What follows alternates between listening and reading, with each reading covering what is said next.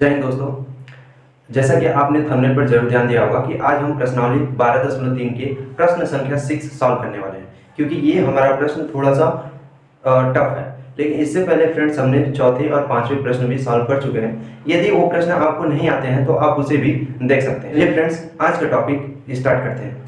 देखिए यहाँ पर दिया है कि एक वृत्ताकार मेष को जिसकी त्रिज्या 32 सेंटीमीटर है में बीच में एक समबाहु त्रिभुज ABC छोड़ते हुए एक डिजाइन बनाया हुआ है। जैसा कि इसमें देखो, इस त्रिभुज के चारों तरफ तुम्हारा एक डिजाइन बना हुआ है, ठीक है, जैसा कि आकृति 12.24 में दिखाया गया है। इस डिजाइन का क्षेत्रफल निकालना है। इस प्रश्न का कहने का मतलब यह है कि हमें इस त्रिभुज का मतलब समबाहु त्रिभुज का क्षेत्रफल नहीं निकालना है, बल्कि जो इसमें और इसमें और इसमें जो डिजाइन बना है उसका क्षेत्रफल निकालना है।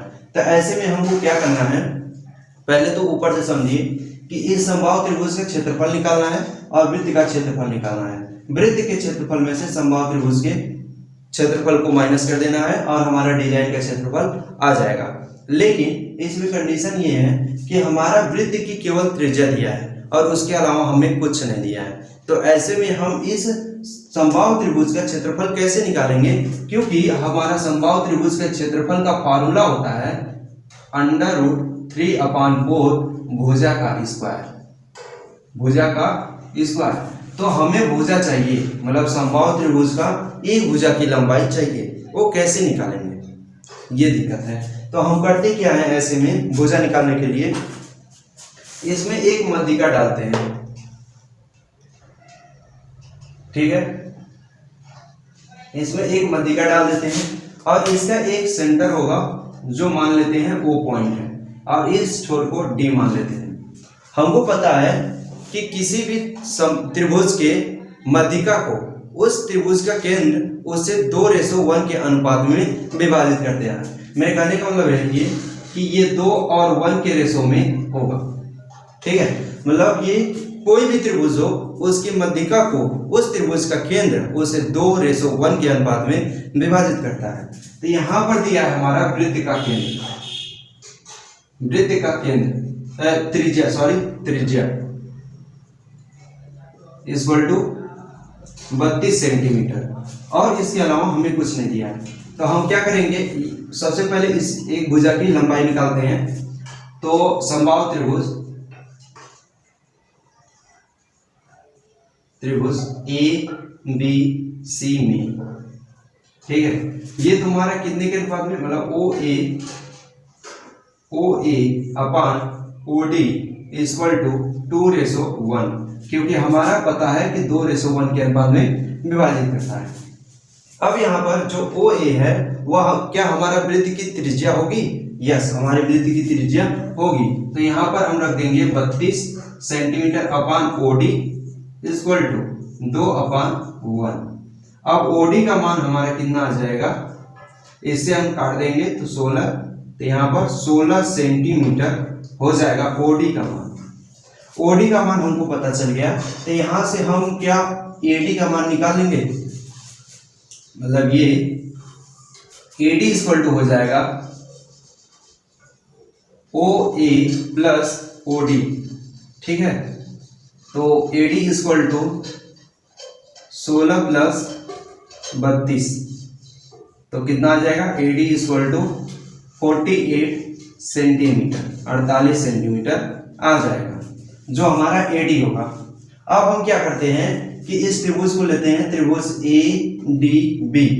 इस त्रिभुज को लेकर के इसमें हम पाइथागोरस प्रमेय लगा देते हैं। तो त्रिभुज ADB में पाइथागोरस प्रमेय लगाने पर तो AB का स्क्वायर इक्वल टू AD का स्क्वायर प्लस BD का स्क्वायर, ठीक है। तो AB का स्क्वायर रहने दो क्योंकि हमको पता नहीं है इसका वैल्यू, और AD का मान हमको पता चल गया है 48 का whole of square plus BD का मान हम क्या करते, ये देखो जो समबाहु त्रिभुज होता है उसकी तीनों भुजाएं बराबर होती हैं। तो क्या हम AB/2 इसके जगह पर लिख सकते हैं, क्योंकि हमारा तीनों भुजा बराबर है, इसलिए हम AB/2 का स्क्वायर लिख सकते हैं। ठीक है, अब इसको हम इधर भेज देते हैं, तो ए बी का स्क्वायर माइनस ए बी का स्क्वायर, ए बी का स्क्वायर अपॉन 4 हो जाएगा और यहाँ पर 48 का स्क्वायर रहेगा। ठीक है, पूरे पर स्क्वायर कर दो यार। अब ये 4 यहाँ पर जाएगा और उसमें से ए बी का स्क्वायर माइनस हो जाएगा, तो 3 ए बी का स्क्वायर बटे 4 बचेगा इक्वल टू 48 का होल ऑफ स्क्वायर। यहाँ पर एक चीज हम और कर सकते हैं स्क्वायर को काटने के लिए, under root 3 upon A B upon 2 का whole of square equal to 48 का स्क्वायर।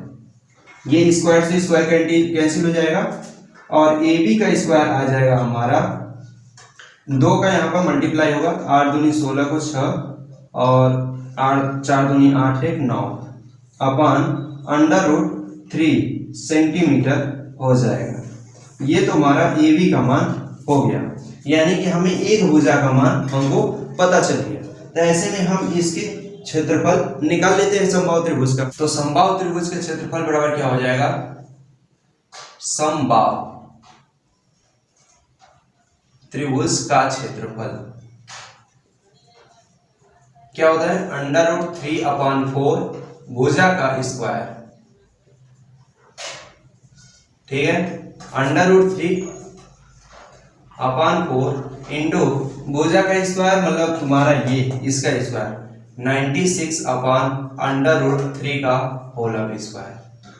टोटल को कैलकुलेट करेंगे तो हमारा फाइनली कितना वैल्यू आएगा, फाइनली हमारा आएगा 768 रूट 3 सेंटीमीटर का स्क्वायर।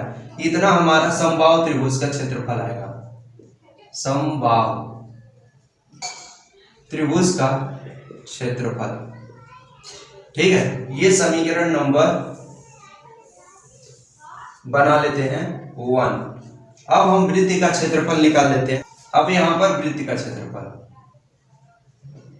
वृत्त का क्षेत्रफल बराबर पाई आर स्क्वायर होता ही है और इसका मान 22/7 इंटू आर का मान 32 दिया है तो 32 का स्क्वायर कर देते हैं। ठीक है, और इसे आप कैलकुलेट कीजिएगा, हम डायरेक्ट वैल्यू रखते हैं 22 5 28 बटे 7 सेंटीमीटर का स्क्वायर होगा। यस, वृत्त का क्षेत्रफल हो गया का क्षेत्रफल। अब हमको करना क्या है, इस वृत्त के क्षेत्रफल में से समबाहु त्रिभुज का क्षेत्रफल माइनस कर देना है। तो क्या करेंगे, छायांकित भाग का क्षेत्रफल, छायांकित भाग का क्षेत्रफल बराबर इस वृत्त का क्षेत्रफल कितना आया है 22,528 सॉरी 28 है ये 28 अपॉन 7 माइनस 768 रूट 3 सेंटीमीटर का स्क्वायर होगा हो जाएगा। ये हमारा आंसर आ गया। हमको करना क्या था इसमें, पहले ये देख लो, हमको इसमें एक मध्यिका डालना था। अब किसी भी त्रिभुज की मध्यिका को उस त्रिभुज का केंद्र उसे 2:1 के अनुपात में विभाजित करता है, ये हमको पता होना चाहिए। ठीक है, तो वहां से हम एक यहाँ पर हमने ओडी निकाला है और उसके बाद इस एडी का मान निकाल लिया है और इस त्रिभुज को लिए हैं और उसमें पाइथागोरस प्रमेय का यूज किया गया है और उसके बाद हम ए बी का मान निकाल लिए हैं, जिससे हमें इस समबाहु त्रिभुज के एक भुजा का मान पता चल गया। तो ऐसे में हमको पता है कि समबाहु त्रिभुज का क्षेत्रफल √3/4 भुजा का स्क्वायर होता है। तो इसमें हमने वैल्यू रखा है और हमारा आया है 768 √3 सेंटीमीटर का स्क्वायर। अब वृत्त का क्षेत्रफल का फॉर्मूला सबको पता है पाई आर स्क्वायर। तो पाई आर स्क्वायर में हमने आर का मान 32 सेंटीमीटर दिया ही है, उसमें वैल्यू रखा है हमारा 22,528/7 सेंटीमीटर का स्क्वायर आया है। और उसके बाद हमने क्या किया है, इस वृत्त के क्षेत्रफल में से इस समबाहु त्रिभुज के क्षेत्रफल को माइनस कर दिया गया है और हमारा फाइनली आंसर आ गया।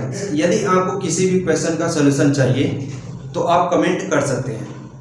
तब तक के लिए जय हिंद जय भारत।